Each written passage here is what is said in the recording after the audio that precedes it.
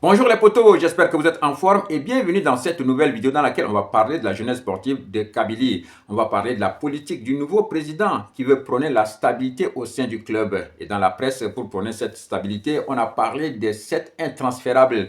Alors il y aura à la jeunesse sportive de Kabylie des joueurs qui seront intransférables. C'est eux qui vont assurer cette stabilité-là, selon le nouveau président. On a évoqué des joueurs comme Gaya Merba, le capitaine et le gardien de but de l'équipe de la jeunesse sportive de Kabylie. Sauf que Gaya Merba, c'est un joueur qui est beaucoup plus vers la sortie qu'au début. Si c'est trop, Gaya Merba, il va rester à la jeunesse sportive de Kabylie encore pour 2 ans et ce sera tout. Moi, je voudrais qu'on mette en avant un gardien comme Hadid. Je ne dis pas que non, il faut mettre Hadid comme titulaire, mais il faut faire croire à Hadid qu'il est très important et c'est sur lui que le club compte pour l'avenir. Donc, il faut le mettre en avant parce que c'est un garçon qui va rester encore peut-être 10 ans à la jeunesse sportive de Kabylie. Il est jeune et sur qui on peut compter. Donc, voilà, il ne faut pas les faire fuir parce que si les jeunes ne jouent pas, ils vont fuir l'équipe, ça va faire une fuite de talent, c'est pas bien parce qu'on a déjà vu par le passé des jeunes très bons joueurs qui sont partis. Donc voilà, il faut le mettre dans cette politique là pour le rassurer, il faut le faire croire qu'il est très important. On doit l'inclure dans ce programme là, dans cette politique là, des joueurs intransférables qui doivent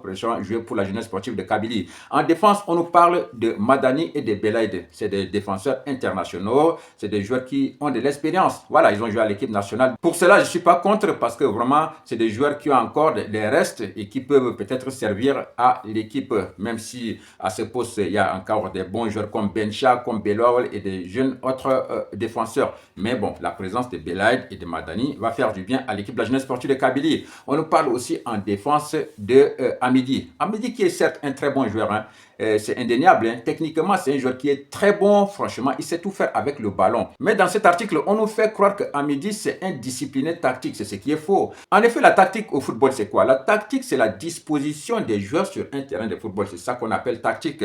Ce qui est sûr, techniquement, il est bien. Mais tactiquement, Hamidi, c'est pas le joueur le plus discipliné. Hamidi joue comme arrêt latéral droit. Mais dans des phases de séquence de jeu, on le retrouve comme ailier droit. Parfois, on le retrouve même comme ailier gauche.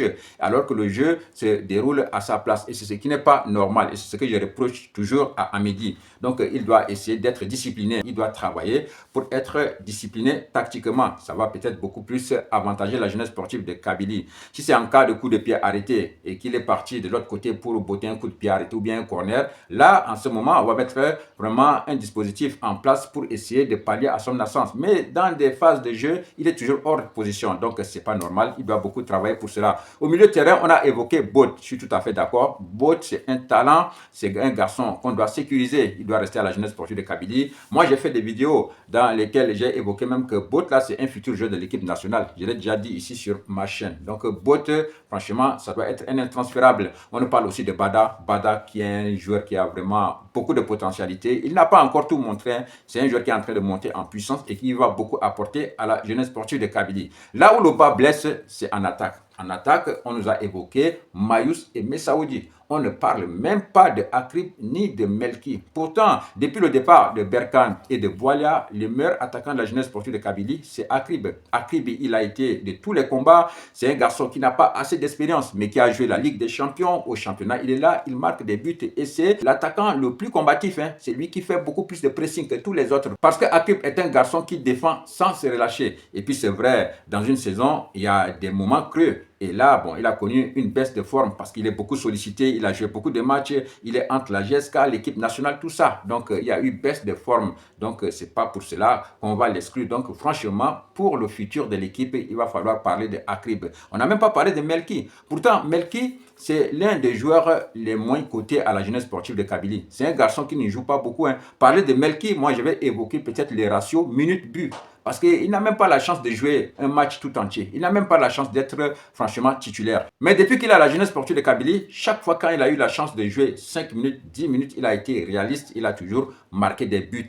Donc c'est ce qui me fait parler de Melki. Il faut compter sur lui. Donc voilà, il doit faire partie des joueurs aussi intransférables. Il ne faut pas faire de telle sorte qu'il y ait des fuites de talent. La GSK a tellement de bons joueurs qu'il faut mettre en avant. Des jeunes comme les Tiche, tout ça, il faut franchement les considérer pour qu'ils restent au club. Là, ils vont grandir et c'est eux qui vont assurer la stabilité. Mais ce n'est pas ces joueurs-là qui ont été transférés au club pour des besoins immédiats et qui, au final, n'ont pas rendu service là sur qui il faut compter. Par exemple, Mayous et Messaoudi, c'est des joueurs qui ont fait beaucoup perdre à la jeunesse sportive de Kabylie que gagner. Donc voilà, c'est sur les jeunes-là qu'il qu'il va falloir peut-être se baser pour faire développer le club. Mais ce qui nous intéresse, c'est le match qui arrive, le match contre le Paradou, le match qui va se jouer dans 3 jours, c'est ça qui est important. Il faut gagner pour se relancer parce qu'il y a encore un objectif à aller chercher cette saison, c'est le podium. Voilà, donc il faut se battre, il faut très bien se préparer pour ce match.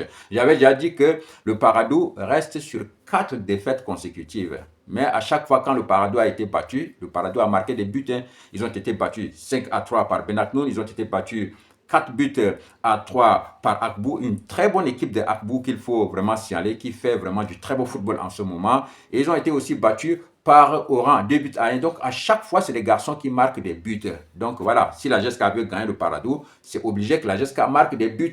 Parce que ces garçons-là viendront à Tizi Ouzou, ils vont marquer. Et si vous ne marquez pas, ils risquent de vous gagner. Et ça va faire encore trop mal. Donc, il faut les prendre au sérieux. C'est une équipe qui a perdu les 4 derniers matchs, mais qui a toujours marqué des buts. Ils marquent beaucoup, ils marquent 2-3 dans un match. 2-3, donc ça veut dire c'est des garçons qui ont le sens du but. Ils viendront à Tizi Ouzou, ils vont marquer, certainement. Mais pour qu'ils soient battus, il faut que la GSK marque un but de plus que le Paradou. Donc voilà, les attaquants savent ce qui leur attend à faire. Ça veut dire qu'il faut travailler pour marquer des buts. Parce que face au Paradou, si tu ne marques pas de buts, tu seras battu. Les amis, je vous souhaite de passer une excellente journée. On se retrouve à très vite pour une autre vidéo. Big up!